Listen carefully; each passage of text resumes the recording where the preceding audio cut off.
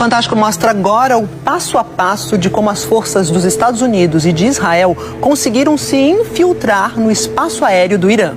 Você vai ver como os militares abriram um corredor no céu até a capital Teherã para acertar o alvo principal, o líder supremo Ali Khamenei. Esse é o sistema de defesa antiaéreo iraniano, um dos maiores do mundo. São milhares das chamadas baterias espalhadas pelo país. A operação de ontem mirou em, antes de tudo, abrir o céu.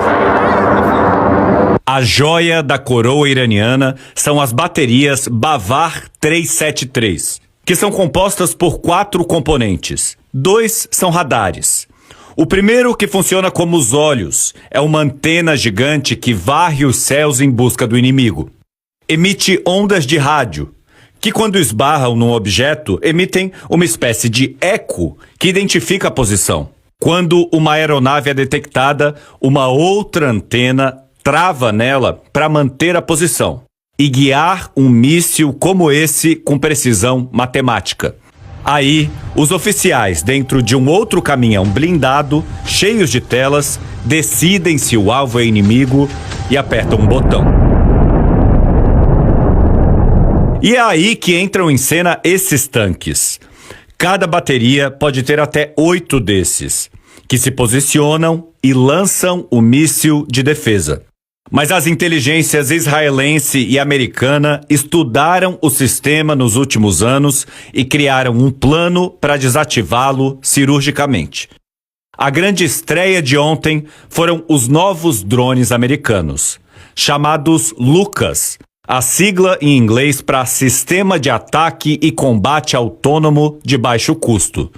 Custam $35 mil cada. Ironicamente, foram inspirados num modelo de drone desenvolvido pelos próprios iranianos, o Shahed 236, usado largamente na guerra da Rússia contra a Ucrânia.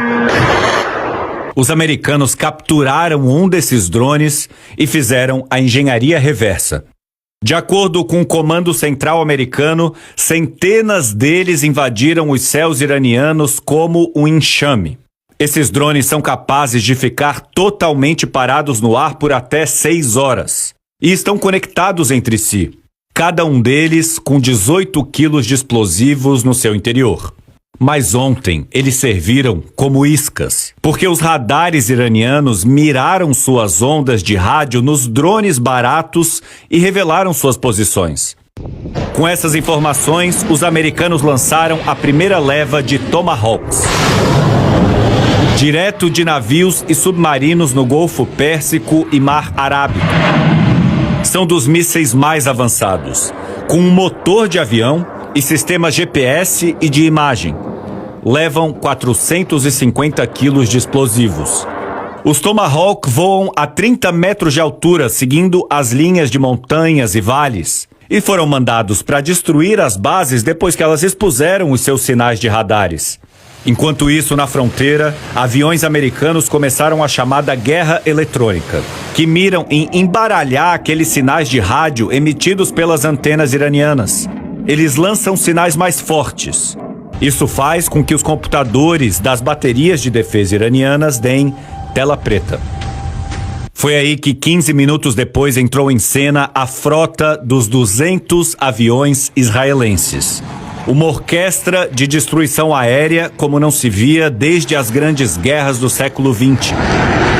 Os primeiros a invadir os céus foram pelo menos 25 dos caças de quinta geração. O F-35I Adir. Os aviões israelenses entram no espaço aéreo no modo fantasma, ou stealth. Eles têm formas anguladas ou serrilhadas. Quando a onda do radar chega neles, ela volta para outro lugar. Imagina jogar uma bolinha de tênis contra uma parede inclinada. Ela não volta para você, mas para outra direção.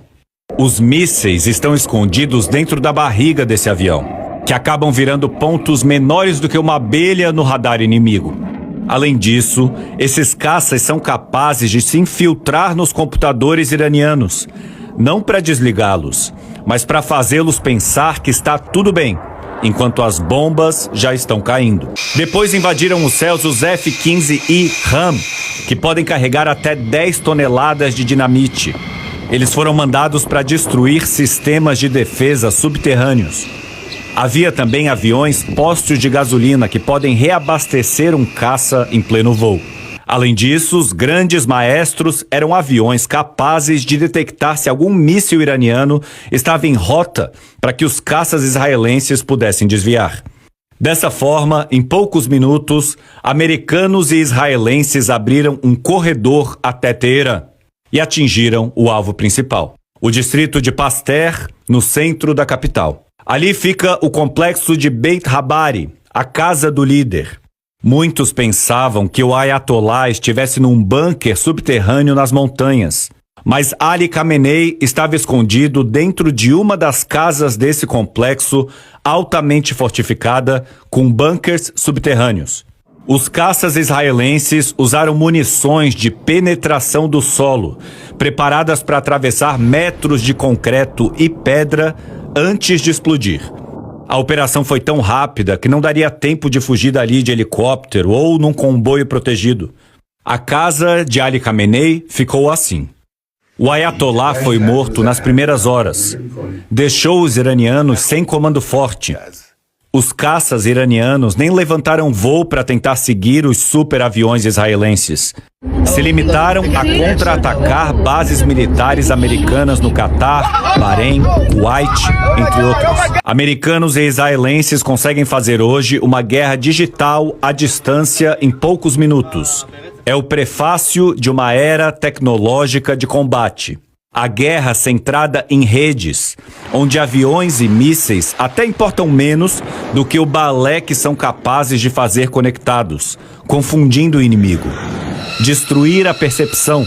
O futuro da guerra chegou, mas ele é invisível e extremamente poderoso.